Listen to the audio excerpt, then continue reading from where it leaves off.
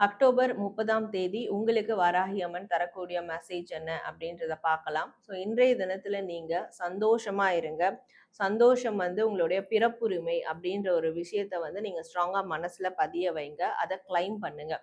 சந்தோஷம் எங்கெல்லாம் கிடைக்குதோ அதெல்லாம் கிளைம் பண்ண பாருங்க. ஸோ நீங்க எந்த அளவுக்கு சந்தோஷமா இருக்கிறீங்கன்றது உங்களுடைய முகத்தை பார்த்தாலே தெரியணும். ஸோ முகம் எப்பவுமே சிரிச்ச முகமா இருக்கணும். சிரிப்போடையே இருங்க.